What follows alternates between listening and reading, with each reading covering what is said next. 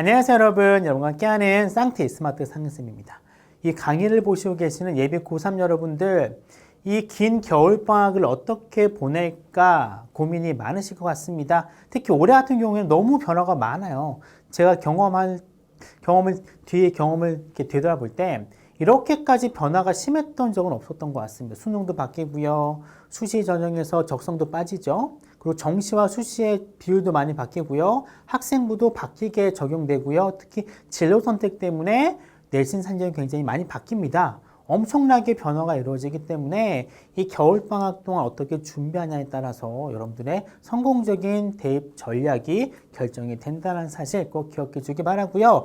여러분들의 성공적인 겨울방학을 보내는 데 있어 도움이 되고자 제가 몇 가지 팁을 알려드리도록 하겠습니다. 겨울방학 왜 중요할까요? 아까 말씀드렸잖아요. 올해 입시는요, 너무나도 변화가 심합니다.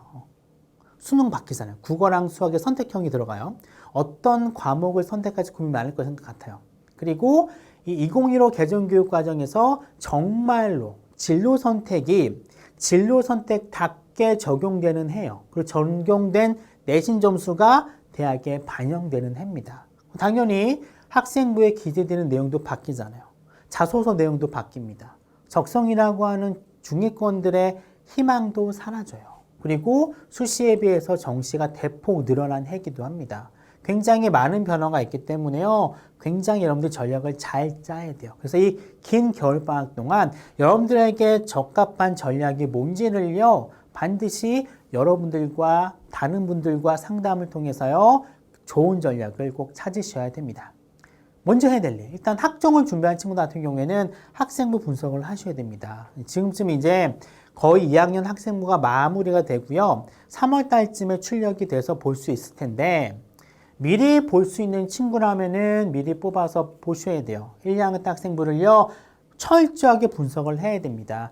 내가 학생부 종합전형이 지원할 수 있는 학생부의 질을 갖고 있는지, 그리고 지원할 수 있다면 어느 정도의 내 학생부가 수준을 보이는지를 파악하셔야 돼요. 여러분들은 그걸 잘 못하거든요. 반드시 진학과 관련되어 있는 선생님이든 외부에 계신 분들이든 간에 반드시 상담을 받아보셔야 되는 겁니다. 그리고 반드시 지금쯤 고3 담임 선생님 정해졌을 텐데 혹시 올라가서 2월 달에 만나 뵙게 되면은 학생부를 가지고 진지한 상담이 필요합니다. 그래서 만약에 학생부에 내가 자신이 있다.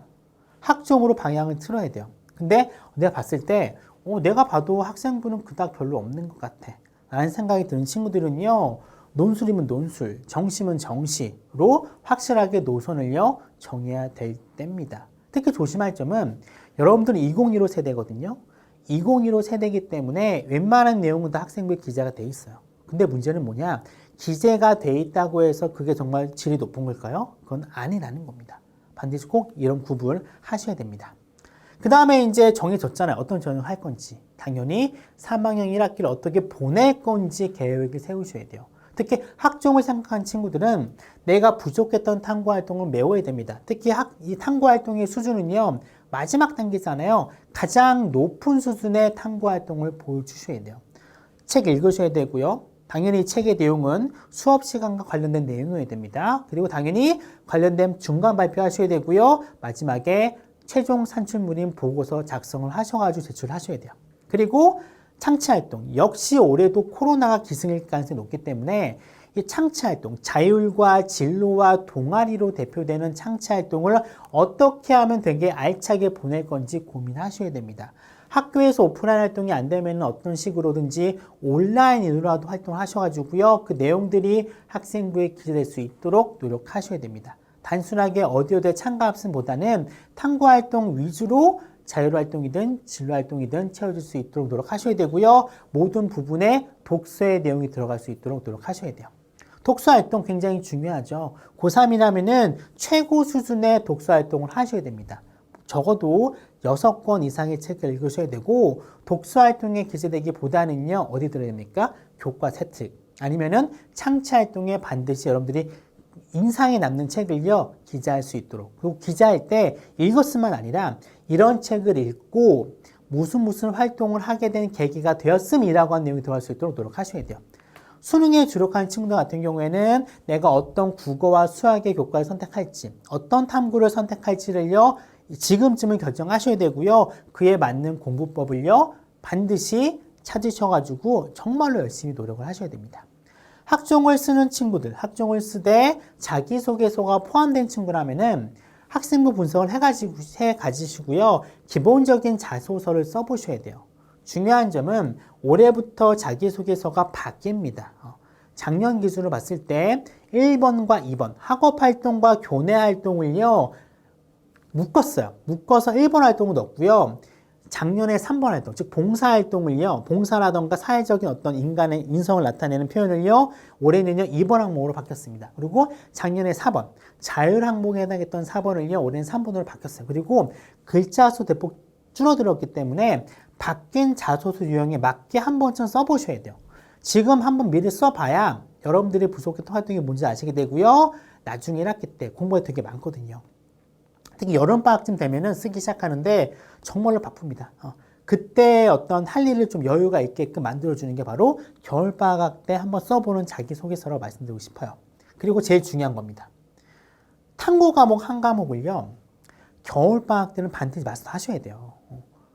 보통 2과목을 보잖아요. 2과목 다 하기엔 좀 무리가 있거든요. 일단 최소한 한 과목만큼은, 주력으로 삼는 한 과목만큼은요. 암기 과정, 인강에 대한 모든 완강까지 끝내셔야 돼요. 그리고 3학년 1학기 들어갔을 때 이 과목만큼은 정말로 수능 수준까지 올라오셔야 됩니다. 그래야지만이 1학기가 되게 여유가 있어져요. 왜냐하면 탐구 과목만 있는 건 아니잖아요. 중요한 국어, 수학, 영어 있습니다. 또 다른 탐구 과목도 있어요. 여기에 학생부 전형을 쓰는 친구들은 내신까지 챙겨야 되잖아요. 수행평가 있습니다. 자기소개서 써야 되잖아요. 정말 시간이 부족합니다. 그래서 좀 여유가 있는 겨울방학 동안에는 탐구 과목 하나만큼은 거의 재수생 수준만큼 끝내셔야 됩니다. 그래서 3월 달부터는 이 과목은요. 끊임없는 문제풀이로 가셔야 돼요. 그래야지만이 3학년 1학기, 더 크게 보면 2학기까지 수능 공부를 하는 데 있어서 여유가 생기게 됩니다. 그리고 마지막 지원대학 수시 6개, 정시 3개. 정시는 고민 안 하셔도 돼요. 수능 점수 나온 다음에 한번 보시면 되니까. 수시를 6개 써야 되는데 지금 6개를 다 결정 못했을 겁니다. 워낙 1학기 결정이 안 됐기 때문에 최소한 최대 10개 정도까지는 생각하셔야 돼요. 내가 지원하는 대학이 탑 10까지는 생각하셔야지 고민이 하셔야지 전략을 짭니다. 입시호강 읽어보시고 어떻게 바뀌었는지, 작년 이건은 어떻게 됐는지, 그리고 혹시 작년과는 어떻게 내용이 바뀌었는지를요, 10개 정도는 꼼꼼하게 읽어보셔야 됩니다. 특히 이제 조심할 건 입결. 작년 내신 입결, 올해 입결과 달라질 거예요. 왜냐하면요, 작년 같은 경우는 코로나 때문에 수능 최저가 완화된 데가 많습니다. 올해 같은 경우 다시 컴백했거든요, 수능 최저가요. 그리고 진로 선택이 들어가잖아요.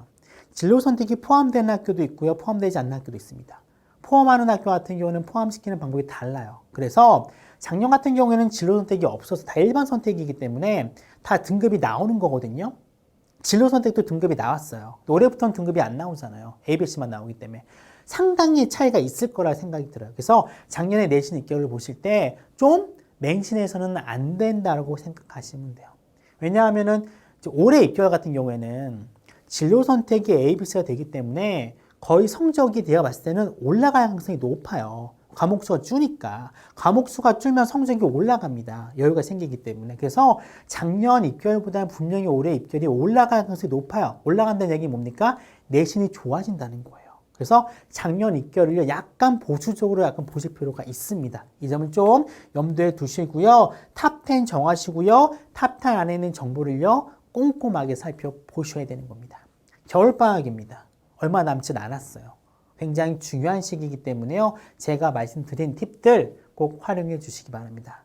꼭 여러분들이 원하는 대학에 합격하시길 스마트 상근쌤이 기원합니다.